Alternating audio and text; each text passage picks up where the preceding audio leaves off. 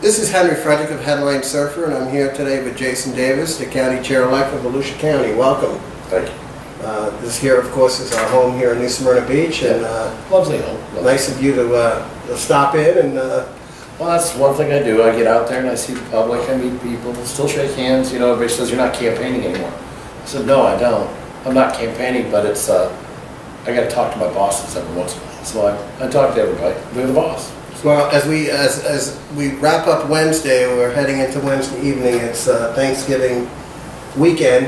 What would be a message for the people of Volusia County for a Thanksgiving holiday weekend? Well, of course, happy Thanksgiving to everybody. And, on Thanksgiving Day, I will be out there personally myself. I'm going to actually go and feed some homeless people. There's an organization in Daytona that I'm volunteering with to take care of some people that are in need. And the best thing I can tell anybody to do is if you see a fellow citizen or a brother or a sister or somebody that's having a little bit of a hard time, give them a hand up. Just give them a hand and say, "Hey, happy Thanksgiving," and try to help your fellow man. That's the best thing we can all do, all year long, actually. Now, Thanksgiving, of course, is a day of reflection, family time. We hope.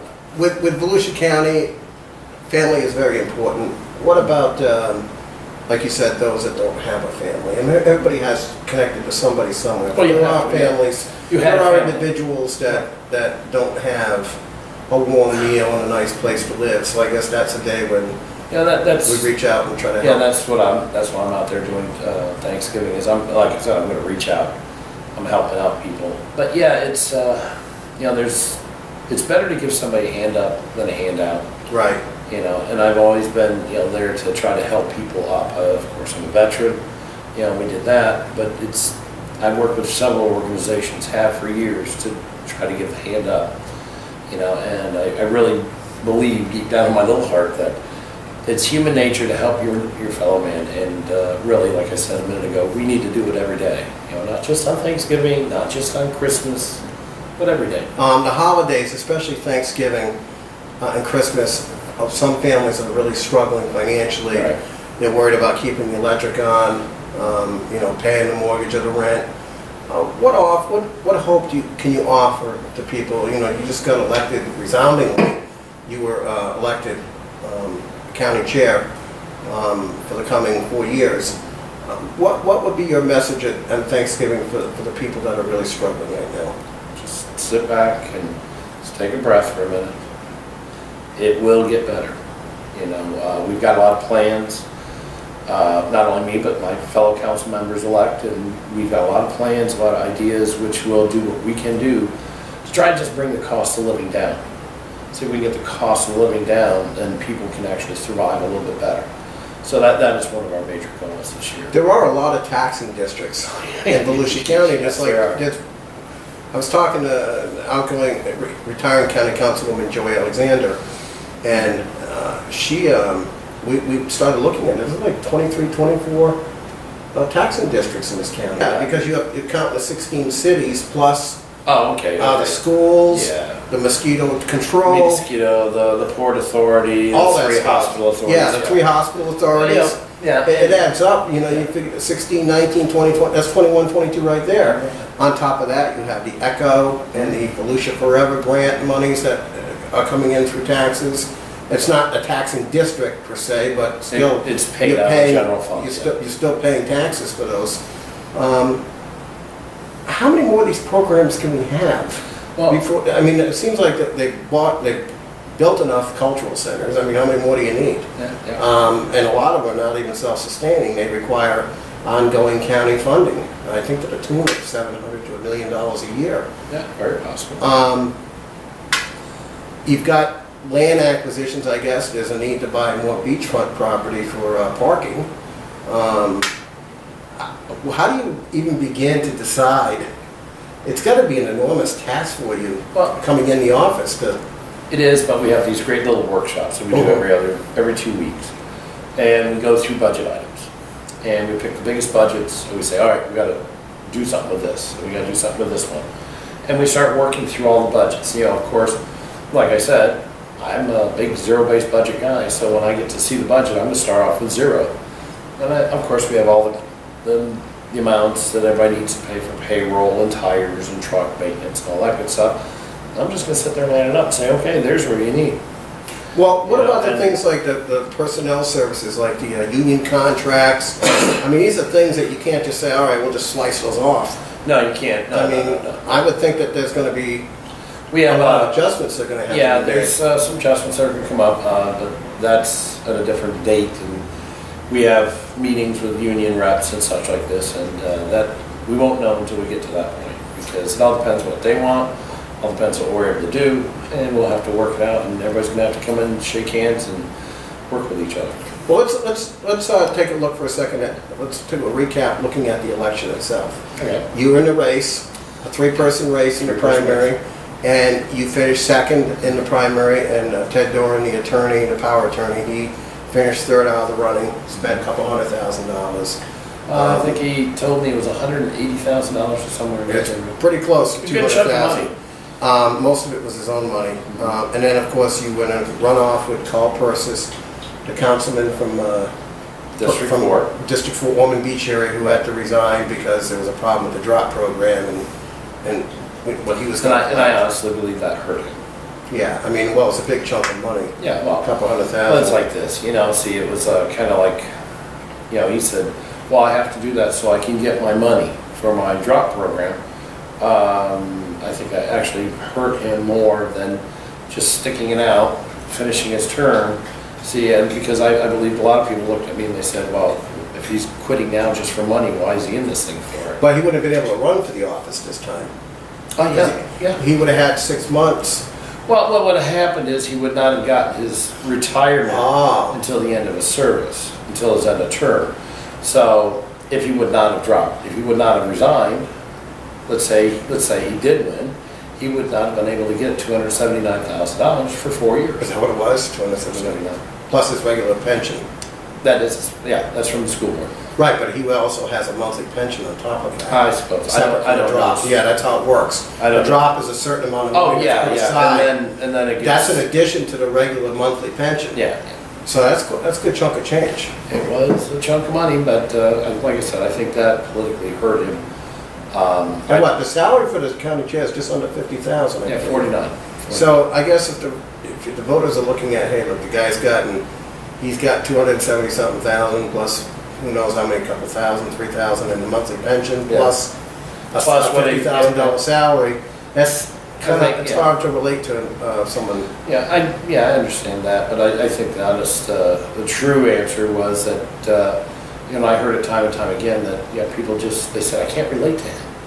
You know, they're like, okay, we asked you a question, and he didn't answer the question concisely, you know, thoroughly. He just kind of went on about something else, and a lot of people said, what is he talking about? I said, I have no idea. Well, you know, the county council was 6-1. Alexandra, I mentioned earlier, she was the lone Republican. Now it's 3 Republicans on a 7-member Right. board. Does that make it a little bit easier, you think, from your point of view as a Republican? No, actually, I honestly believe that on our county council, it's not really Democrat, Republican. I know it's technically It's nonpartisan, technically but nonpartisan, but I don't think it really is even party politics. I mean, our party politics give us a baseline where we're looking. well then why, let me ask you But I this. believe, honestly, Yeah. it's the job of the county council chair. It's my job to get general consensus, to find out where everybody needs to be, and to try to talk with everybody and say, this is what is going on, this is how we can fix it. You really, let's look into this a little bit more, let's work with what we've got, and we can compromise, we can work together, and yes, there's gonna be issues Well, let where, me ask you this is a tough thing to ask you, but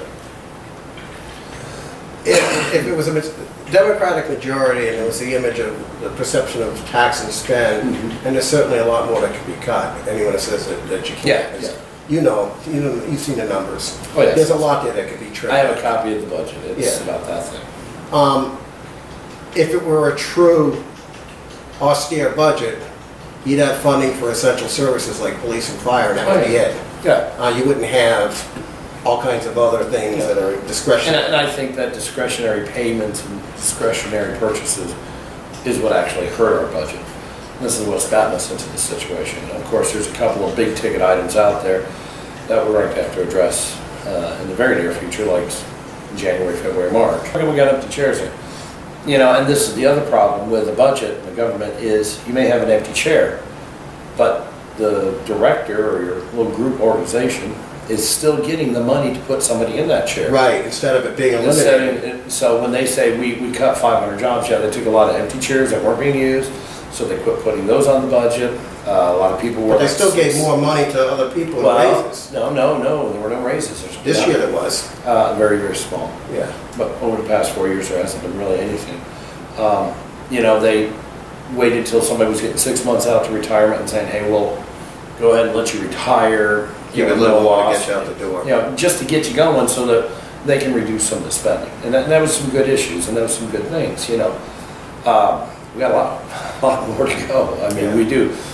But I think with the new command, you know, with the new very diverse council, you know, these $5.5 million projects over here and $50 million for a piece of land here, and let's go build another road to nowhere. It's, you know, the funding is going to slow down because we got to live within our means. You do, I do, everybody does. The county needs to learn the same thing. Well, Mr. Davis, tell us about the gas tax. That seems to be something that everybody's angry about. Then nothing's being fixed. So we have there's two types of gas tax. One is a voter imposed tax, 10 cents on the gallon. We voted for it. Citizens agreed to it. They put it in there. Boom, it's there. It's like a CRA, except. But what's it being used for? Well, it actually gets put into the transportation, you know, road building and maintenance and things like this. It was originally designed to finish Nova Road. Nova Road's done. Now what? Well, now we got a bond on it, so we got to pay on the bond, but we still have that money coming in, so it's being used to help pay off the bonds that we got on the highway, as well as whatever's left over in a year. It's being used to help maintain, fix Nova Road, keep it going. The tax I'm talking about is the 19-cent tax, 19.9 cents. We have a discretionary tax of 19.9 cents. Now what is that for? That's just your gas tax. That's what the county can impose. And what the county can give, the county can take back. But what is it using it for? I mean, is it that essential? Well, that is money that goes right into the general, fund to be dispersed and used anywhere and everywhere. Some is used for roads, traffic lights. You know, I mean, it's general fundage money. It's like sales tax kind of. What I want to do, or what I'm proposing to do, is remove 5 cents. Okay, well, we're not getting 19.9 anymore. We're getting 17. Or, I'm sorry, 14. Uh-huh. I can live with it. Because, you know, that's going to let everybody, instead of going to a different county to buy gas, they'll come here and stay here. The big impact that a gas tax has on people is when you are overpriced on any product, gas, cars, whatever, people are going to shop around. Well, they can go to Flagler, they can go to Seminole, And they do, but here's the problem, when they go to Flagler, Seminole, Brevard, or Lake County, when they go there, hey, they're right next to a Walmart, so they go there. That takes sales tax revenue out of the county coffer. Oh, we're going to take the wife and kids to dinner. That takes that taxes that we made, you know, the food and processing and business taxes that would have been paid to us for. So there's a residual effect of that. It's you know, the old pebble in the water. Boop, there it is. Look at how much it affects, and it is very widespread. See, as a matter of fact, if you go down I-4 and you get close to Seminole County, there's no gas stations. Because why are they going to charge gas when somebody's just going to drive over the river? And there you go. They can get it for 5, 6, maybe even 10 cents cheaper. So, yeah, it does. It's minuscule at the gas pump. It may only be, you know, if you put $10 in gas, okay, so it's only like 10 or 12, 15, 30 cents maybe. But the residuals of it are hundreds of thousands of dollars a year.